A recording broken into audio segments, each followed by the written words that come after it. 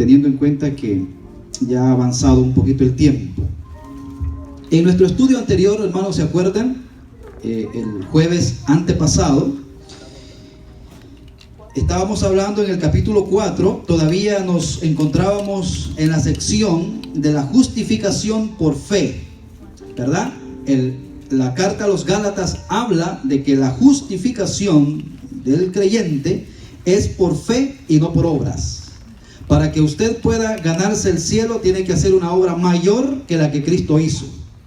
Y nadie puede hacerlo, ¿verdad? Por lo tanto, tiene que ser por fe.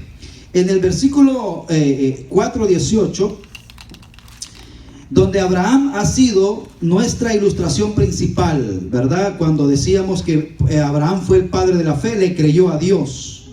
Pablo se refirió a algo más que nos viene a través de la fe en Cristo, y que nunca podíamos haber logrado nosotros a través de las obras. Y nos referimos a nuestra posición de hijos de Dios adultos. ¿Se acuerdan ustedes que hablábamos acerca de la ceremonia de toga virilis? Y eso era que el Señor nos adopta. El tiempo de la niñez de Israel era catalogado como un tiempo que estaban bajo tutores, que era la ley. Pero una vez que vino ya la gracia, la ley encaminó al pueblo de Israel para que entraran a la gracia, y eso hablábamos el jueves pasado. Ahora, cuando comenzamos la vida cristiana, hermanos, espiritualmente hablando, somos como niños, ¿verdad?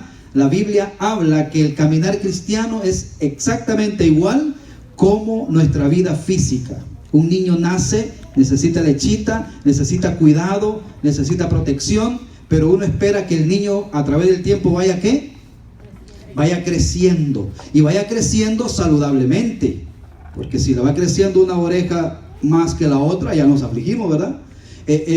La idea es que el niño vaya creciendo integralmente, también que vaya creciendo físicamente, pero también mentalmente, o sea, todo un crecimiento total. Bueno, eso es lo que la Biblia llama, y eso es lo que la Biblia espera de cada uno de nosotros como creyentes, que comenzamos como niños, pero la Biblia espera, el Señor espera que nosotros vayamos madurando, que lleguemos a una edad madura, ¿ok? El Espíritu Santo nos da la experiencia, o nos inserta para que lleguemos a ser hijos de Dios. ¿Se acuerdan? Juan 1:12, todo aquel que cree, el Señor le ha dado la potestad, el derecho legal de ser un hijo de Dios. No todo el ser humano es hijo de Dios de la forma en que lo dice el Evangelio. Todos somos creación de Dios. Cuando venimos a Cristo, somos por fe introducidos a la familia de Dios, y ahí el Señor nos llama nuestros hijos. Vamos a comenzar hoy, abra su Biblia ahí, nuestra lectura con el versículo 8 de este capítulo 4 de Gálatas. Capítulo 8 capítulo 4, perdón, versículo 8. No hay capítulo 8 en Gálatas. Dice la palabra de Dios: ciertamente en otro tiempo, cuando no conocíais a Dios, servías a los que por naturaleza no son dioses. ¿Qué es lo que está pasando aquí? Dice la palabra de Dios, hermanos, que cualquier persona en el mundo entero que no haya tenido un encuentro personal con Cristo está sirviendo a lo que él cree que son dioses, pero no son dioses. Eso es lo que está diciendo Pablo aquí. El apóstol estaba hablando del hecho de que los Gálatas antes habían sido idólatras, y la idolatría está prohibida por el Dios verdadero. No debemos nosotros tener muchos dioses. Nosotros creemos en un solo Dios. El país de los Gálatas, hermanos, en Asia Menor, estaba entregado completamente a la adoración a todo tipo de ídolos. Tremendo, ¿verdad? Porque todavía vemos nosotros que hay países donde hay infinidad de ídolos. Acá mismo hay infinidad de ídolos, y usted cree que se puede acercar a Dios a través de un ídolo. Y eso es lo que está diciendo el apóstol Pablo en este pasaje, que en otro tiempo, cuando no conocías a Dios, servías a los que por naturaleza no son dioses. Y esto, hermanos, no quiero yo sonar como que soy una persona muy rigurosa en este punto, pero la palabra de Dios así lo dice. ¿Creen ustedes que existe idolatría en el pueblo de Dios? Una pregunta, ¿está dividido el pueblo? Unos dicen que sí, otros dicen que no. ¿Creen ustedes que puede haber idolatría en el pueblo de Dios? Sí puede haber idolatría en el pueblo de Dios, ¿verdad? O sea, puede ser que seamos hijos de Dios, pero que en nuestro corazón se aniden dioses paganos. Quizás no dioses que podamos ver colgados en la pared, pero son dioses que están en nuestro corazón. Porque la palabra de Dios dice que dioses son todos aquellos que le roban a Dios el primer lugar en nuestro corazón. Por ejemplo, el dinero puede llegar a ser un dios para alguien. Una persona puede llegar a ser un dios para alguien. El trabajo y así sucesivamente, todo aquello que a usted no le permite acercarse a Dios, se convierte en un ídolo. Muchas veces nosotros mismos, ¿verdad?, nos idolatramos mucho el ego. El ego significa amor excesivo a uno mismo. Yo soy mi propio Dios. Interesante eso, ¿verdad? Quiero que vayamos rapidito, hermanos, a 1 Corintios 12:2. Allí vamos a ver que el apóstol Pablo sigue hablando enérgicamente en este punto acerca de los ídolos. Dice la palabra del Señor, 1 Corintios 12:2, dice: sabéis que cuando erais gentiles, se os extraviaba llevándoos como se os lleva a los ídolos mudos. ¿Ya lo encontraron? Ok. Dice que cuando erais gentiles, se os extraviaba llevándoos como se os lleva a los ídolos mudos. ¿Cómo le llamó Pablo a los ídolos que adora el mundo? Ídolos mudos. El Salmo 115, hermanos, da una detallada información acerca de lo que Dios piensa de los ídolos. Salmo 115. No lo vamos a leer, por supuesto. Mire, Pablo les dice, son ídolos mudos. No eran nada y no son nada. No podían decir nada. Les estaba diciendo que los ídolos no eran reales y que no se podían transformar en una realidad para aquellos que lo adoraban. Yo recuerdo cuando era niño, en mi casa había un tiempo donde se llevaban ciertos ídolos. Era un varón y una hembrita, María y José.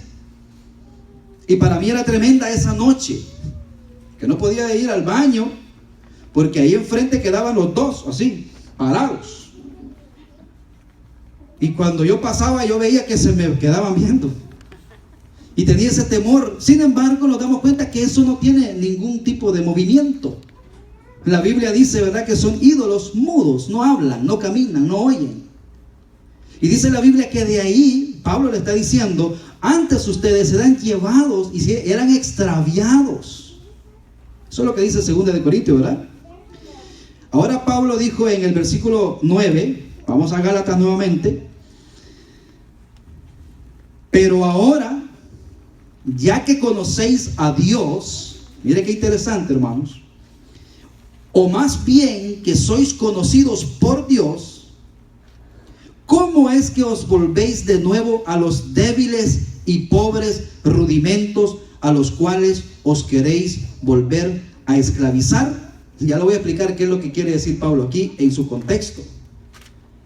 Les está diciendo prácticamente, ustedes antes adoraban a los ídolos y eran llevados y eran extraviados, pero fueron rescatados cuando encontraron al Dios verdadero.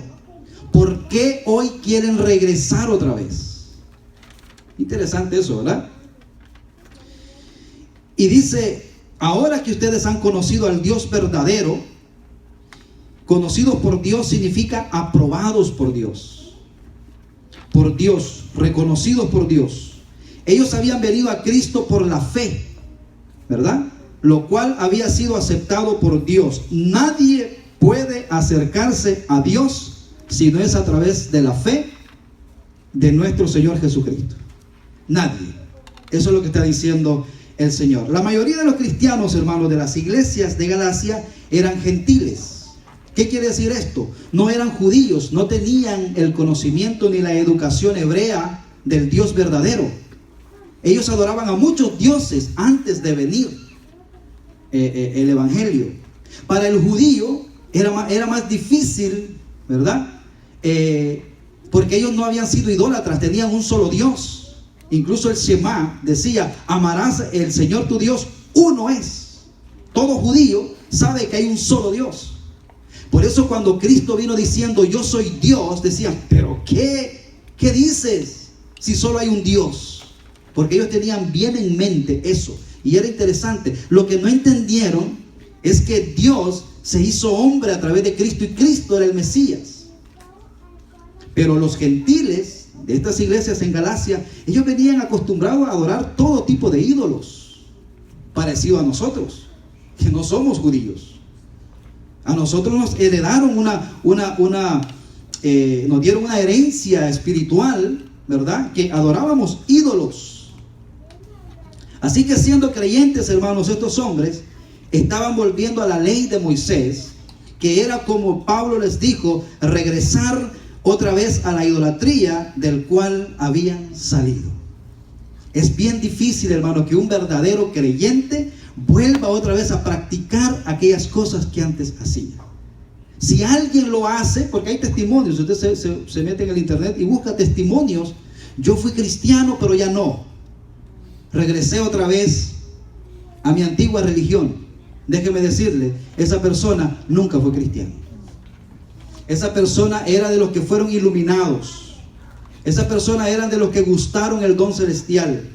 Fueron partícipes del Espíritu Santo. O sea, escucharon la buena palabra de Dios, pero nunca se convirtieron. Nunca fueron conocidos por Dios, como dice aquí. En aquel tiempo, dice Mateo 7, muchos me dirán: Señor, Señor, en tu nombre nosotros hicimos esto, esto y aquello. ¿Qué les va a decir el Señor? Ustedes usaron mi nombre, pero yo a ustedes nunca los conocí. Por eso este pasaje dice: ustedes abandonaron los ídolos y fueron conocidos por Dios, fueron aprobados por Dios. Hermanos, una cosa es que usted diga yo conozco a Dios, y otra cosa es que Dios lo conozca a usted. Una cosa es que yo diga fulano de tal es mi papá, y otra cosa es que ese fulano me reconozca como su hijo. Lo mismo es, todo el mundo cree que es hijo de Dios. Ahora, ¿lo reconoce Dios a usted? ¿Tiene intimidad usted con Dios? ¿Puede llamarle Abba Padre? Porque Abba Padre significa un término muy de padre a hijo, que solamente los que tienen el Espíritu Santo saben que son hijos de Dios. Porque el mismo Espíritu Santo nos convence, ¿verdad? Mira lo que dice el versículo 10. Vamos a seguir ahí de Gálatas 4. Guardáis los días, los meses, los tiempos, los años. Estaban regresando otra vez a guardar las leyes, a guardar las fiestas. Y dice Pablo: temo que mi trabajo en vuestro medio haya sido en vano. Es, hermanos, como que si hoy ustedes de pronto hemos estado 3 años aquí predicando la palabra de Dios, los estudios bíblicos, y de pronto ahora encuentre a usted y dice: pastor, yo volví otra vez a mi antigua religión. Y yo digo: hermano, y estos 3 años que yo trabajé en formarlo por medio de la palabra, me temo que esto fue en vano. Eso es lo que está diciendo Pablo aquí. Ustedes están regresando otra vez a guardar días, a guardar los meses, los tiempos y los años. Temo, dice Pablo, que mi trabajo en vuestro medio haya sido en vano. ¿Sabe por qué ellos regresaban a guardar estas cosas? Porque creían que a través de esas obras podían agradar a Dios. Ojo, hermanos, no existe una obra con la cual usted pueda impresionar a Dios. Por eso fue que Cristo tuvo que venir a morir. Al decirles que seguían guardando los días de fiesta, se refería también al día de reposo. ¿Debemos nosotros, los hijos de Dios, creyentes en Cristo Jesús, santificar un día, o sea, guardar el día de reposo de la forma en que la ley lo exigía? No, ¿verdad? Dice la Biblia que Jesucristo es nuestro reposo.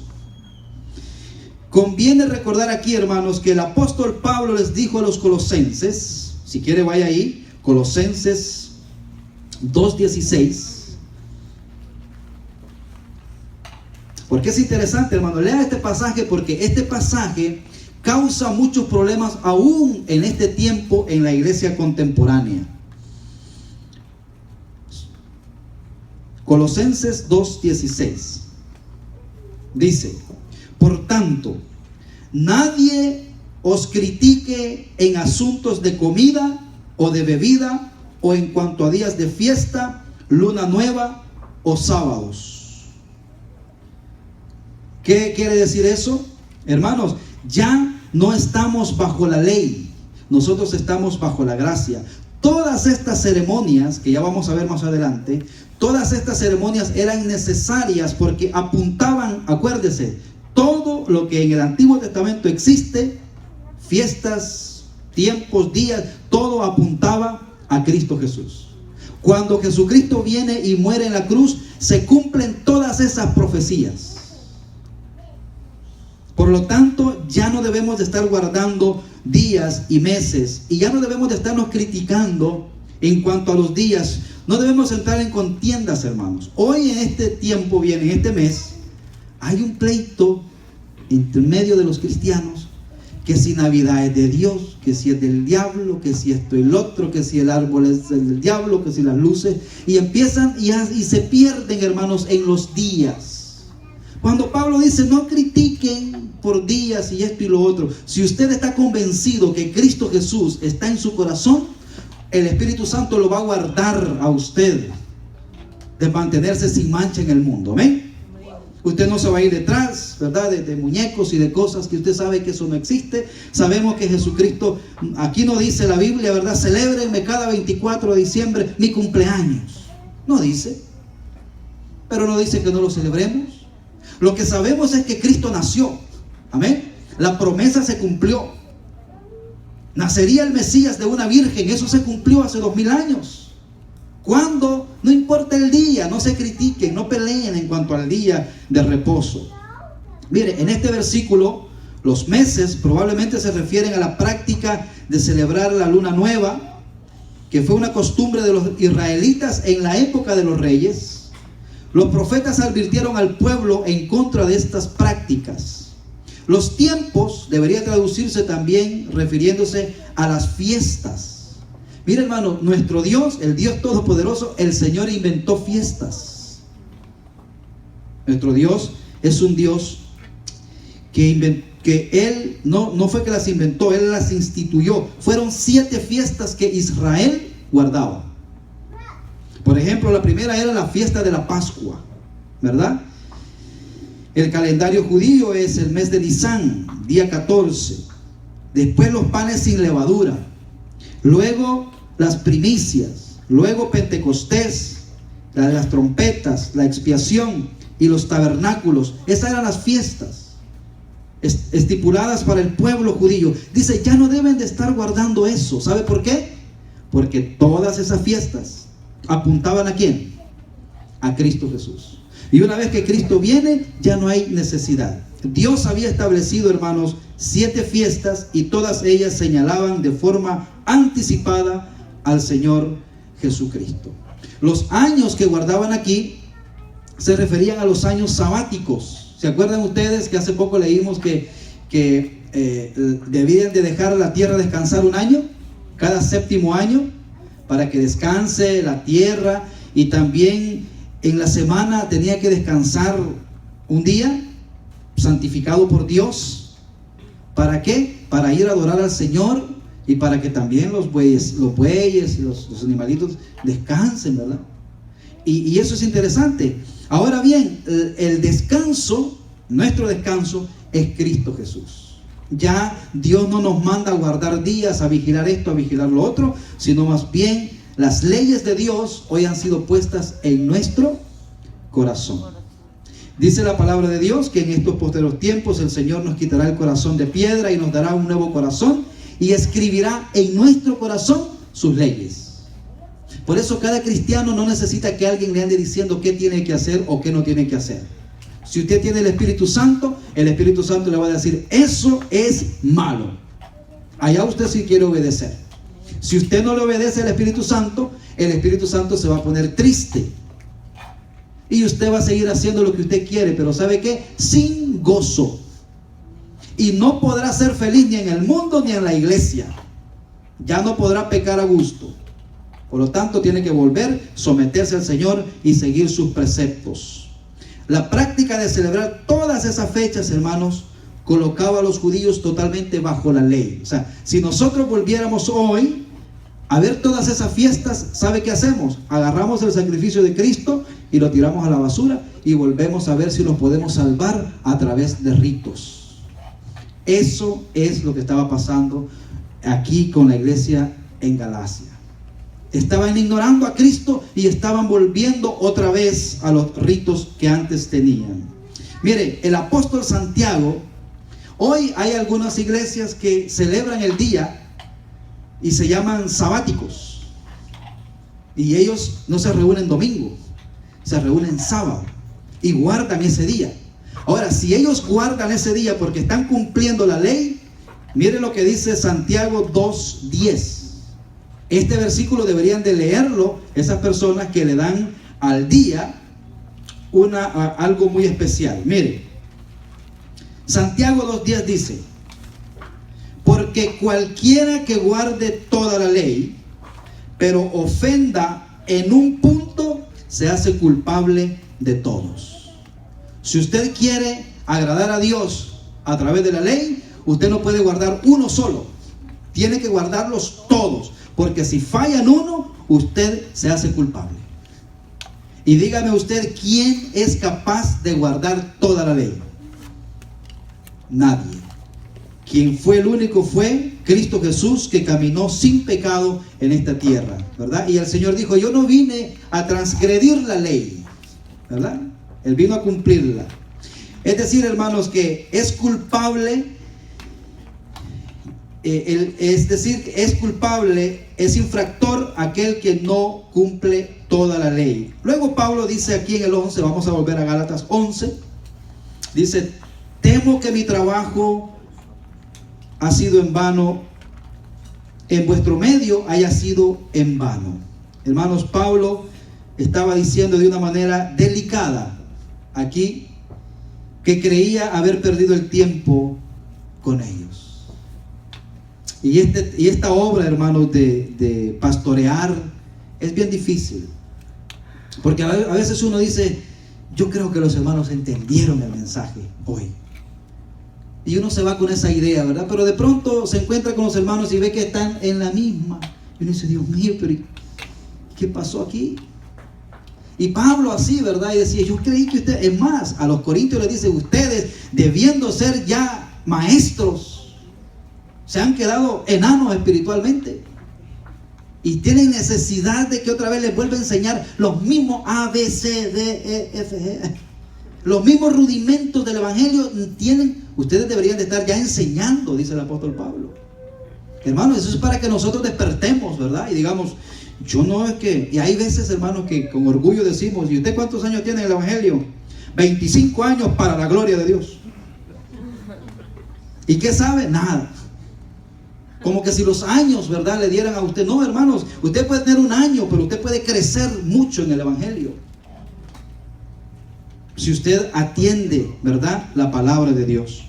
Considerando, hermanos, que ellos habían sido salvos por la gracia, su retroceso a la ley era como haber regresado otra vez a la idolatría.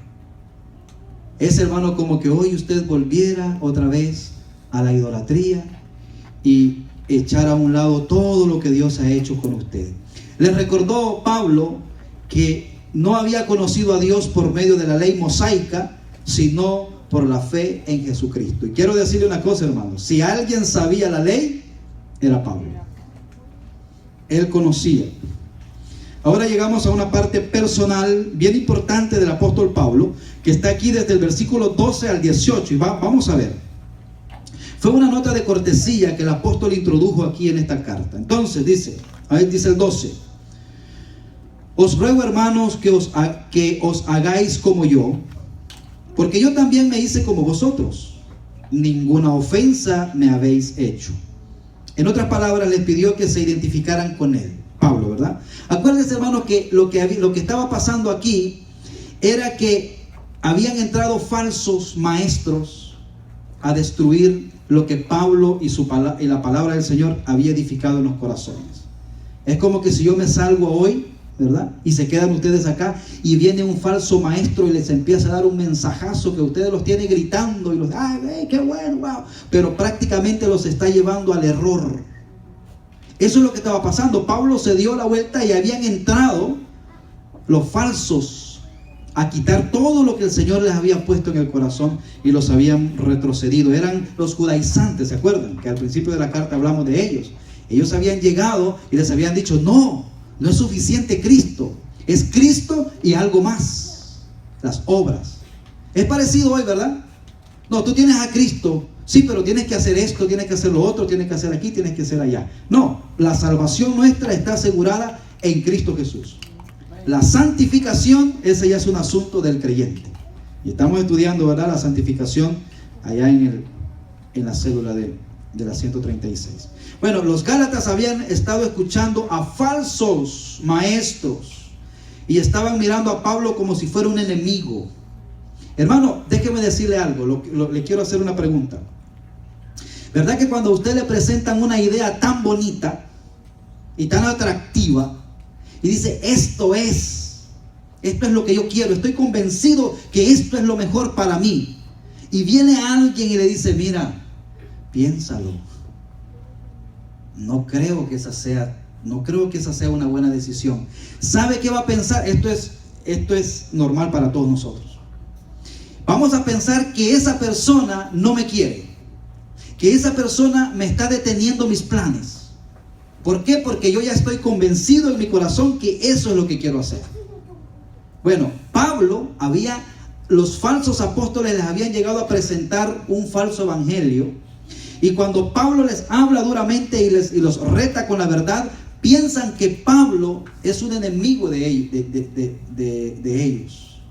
A veces creemos, hermano, que quien más nos quiere ayudar es nuestro enemigo.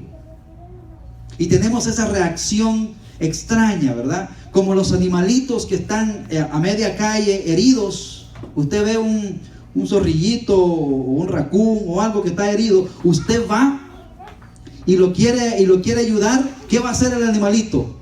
Instintivamente lo va a querer agredir a usted, porque él me entiende que usted lo que quiere es ayudarlo.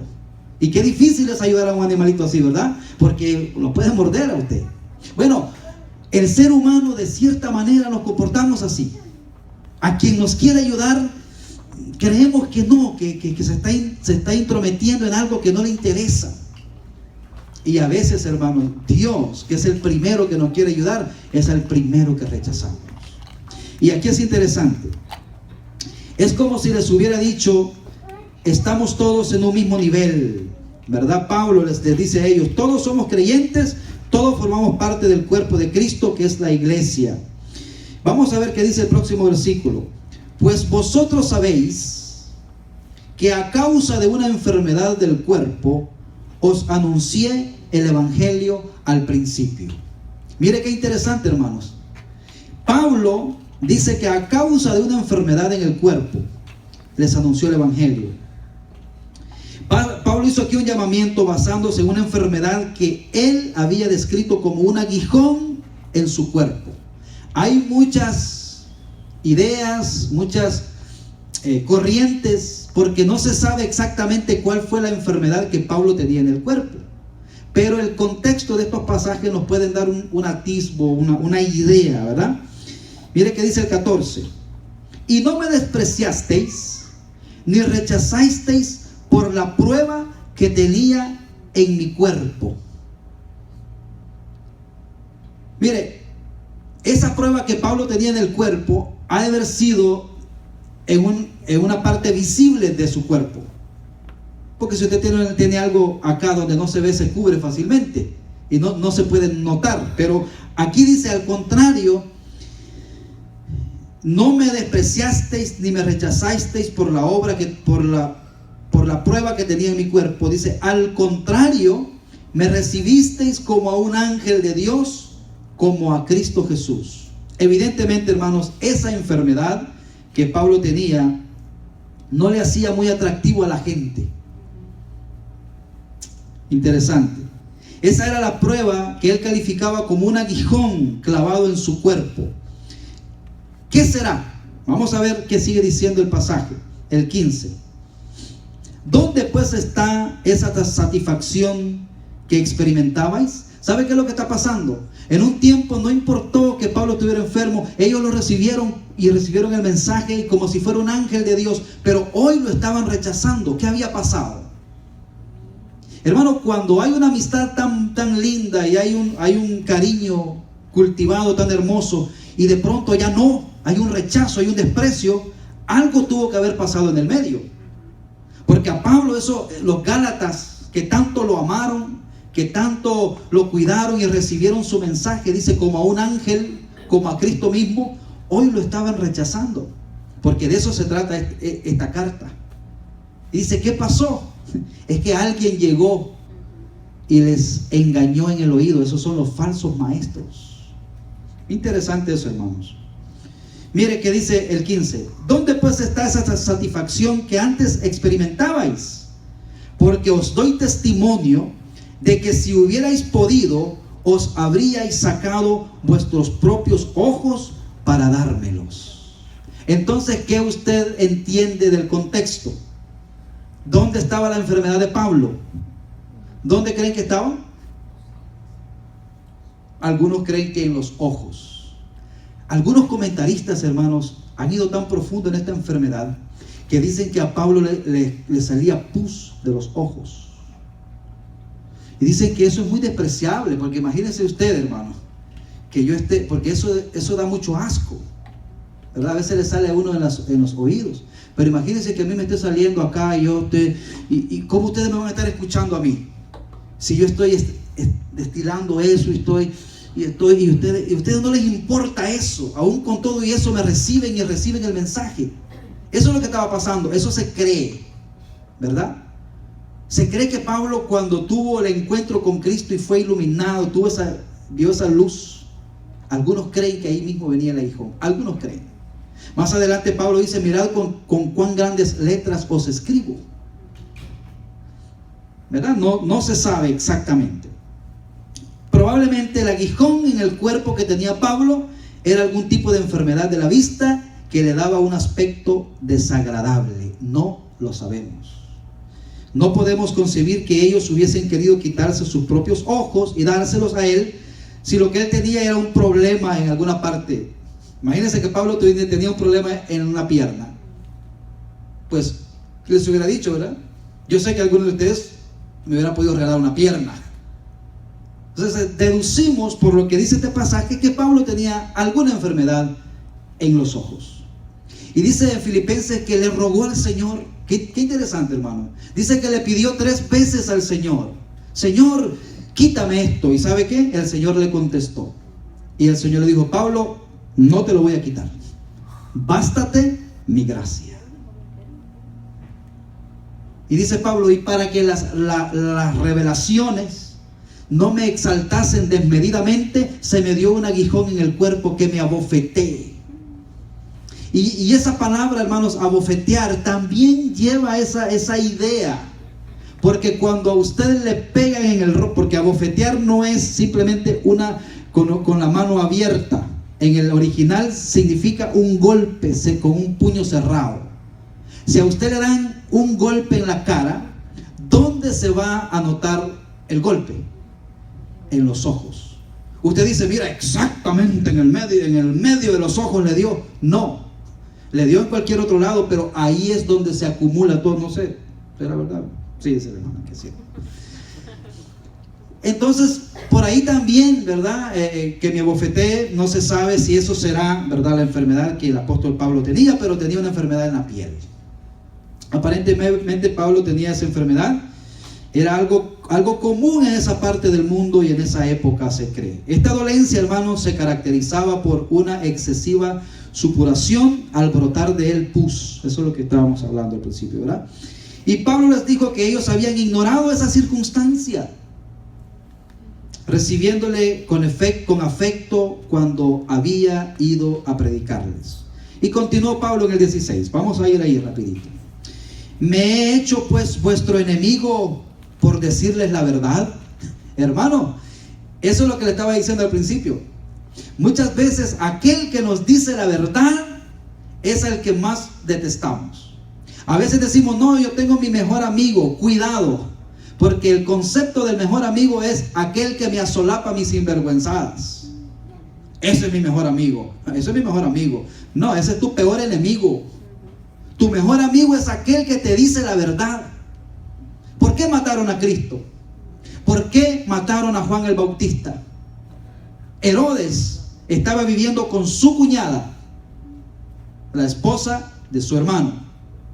Y Juan le dice, no te es lícito tener esa mujer. Le dijo la verdad.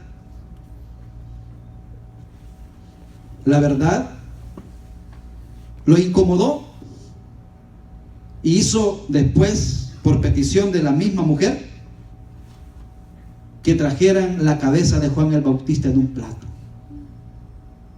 Ahora, hermano, aquel que nos dice la verdad es el que nos ama. Pero aquel, hermanos, que nos sigue nuestras sinvergüenzadas, eso no le podemos llamar amigos. Un día el Señor me confrontó así fácilmente. Yo le dije a mi esposa, no me gusta esa amistad de mi hijo. ¿Y sabe qué entendí? Pues si no me gusta esa amistad, quiere decir que mi hijo es igual que él. Por eso son amigos. No pueden andar dos juntos si no estuvieran de acuerdo, dice la Biblia. Y dije, wow, así entendí. Y dije, bueno, pues lo acepto. Pero hay que pensar en eso, hermanos. Y a veces nosotros, por eso decimos, amigos cuesta encontrar. Farsantes que nos acompañan en nuestra sinvergüenzada abundan. Pero amigo es aquel que nos dice la verdad. ¿Y sabe quién es el mejor amigo nuestro? Es Cristo Jesús. Y Pablo dice, me he hecho pues vuestro enemigo por decirles la verdad. No importa, hermanos. No importa. Pero si alguien le dice la verdad a usted, dele gracias a Dios. Agárrese fuerte.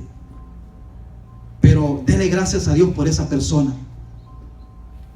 Es mejor alguien que nos diga la verdad. Me he hecho pues vuestro enemigo por decirle la verdad. Usted sabe que hay mucha gente, hermano, en el día de hoy que no quiere apreciar al predicador o al maestro que les dice la verdad.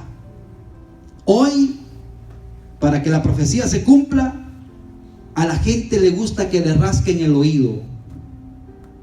Dice que por haberse dice que la gente de este tiempo tendrá comezón de oír y se amontonarán en las plazas escuchando a maestros que les rasquen el oído. ¿Sabe qué es una rascadita de oído? Tú eres un campeón. Tú naciste para vencer. Wow, tú vas a alcanzar el éxito. Y empiezan por ahí, pero nunca confrontan con la palabra el pecado de las personas. Ellos quieren escuchar algo favorable, elogios, que les suavice las preocupaciones, que no les inquiete y que les haga sentir bien, porque rascarse el oído, hermano, es rico.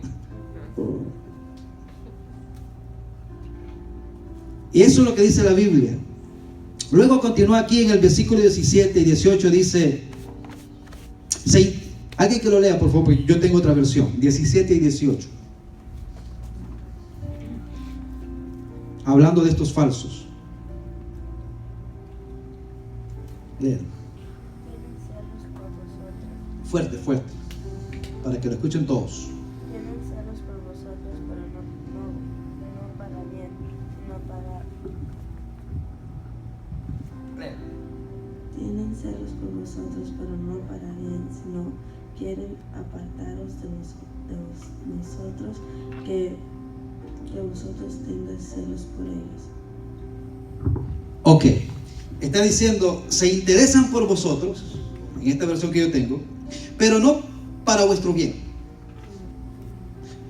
sino que quieren apartaros de nosotros, dice Pablo, para que vosotros os intereséis por ellos.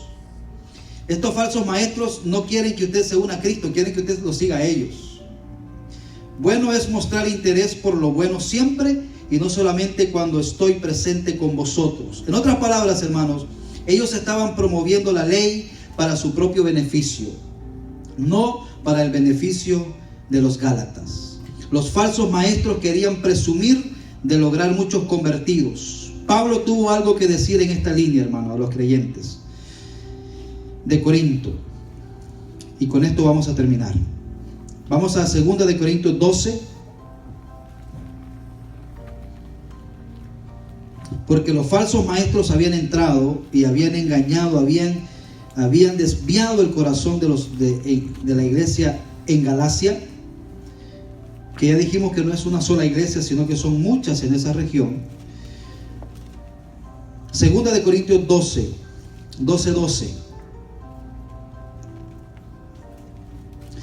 Dice la palabra del Señor: con todo, las señales de apóstol han sido hechas entre vosotros en toda paciencia, señales, prodigios y milagros. Porque ¿en qué habéis sido menos que las otras iglesias?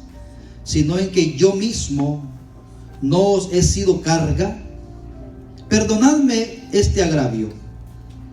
Ahora por tercera vez estoy preparado para ir a vosotros, y no os seré una carga, porque no busco lo vuestro, sino a vosotros.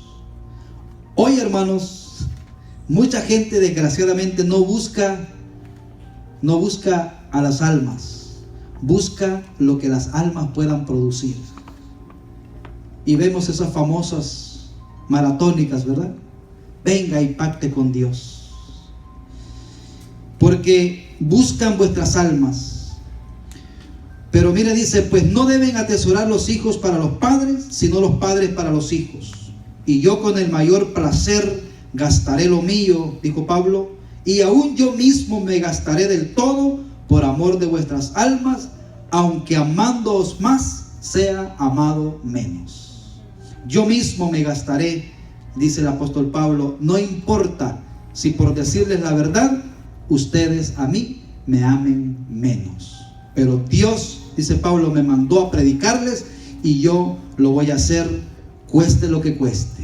¿Y sabe qué le costó al apóstol Pablo? Le costó su propia vida. Pero debemos de seguir adelante, hermanos. No debemos de desmayar. El Señor está a las puertas. Un poquito de tiempo y el que ha de venir, vendrá. Vamos a inclinar nuestras cabezas y vamos a orar. Padre, te adoramos, Señor, bendecimos tu nombre en esta noche y te damos gracias por tu palabra, Señor. Ayúdanos, Señor, a mantenernos firmes en tu palabra para que los falsos, aquellos que quieran engañarnos, que quieran desviarnos, Señor, de la verdadera adoración, no lo puedan lograr. Permite, Señor, que podamos estar cimentados en tu palabra, Señor, para que seas tú, Señor, glorificado en todo. Bendice, Señor, a cada uno de mis hermanos en esta noche. Darnos paz y tranquilidad. Llévanos con bien a nuestros hogares, Señor. En tus manos ponemos nuestras vidas. En el nombre de Jesús oramos. Amén y amén. Dios les bendiga, mis queridos hermanos.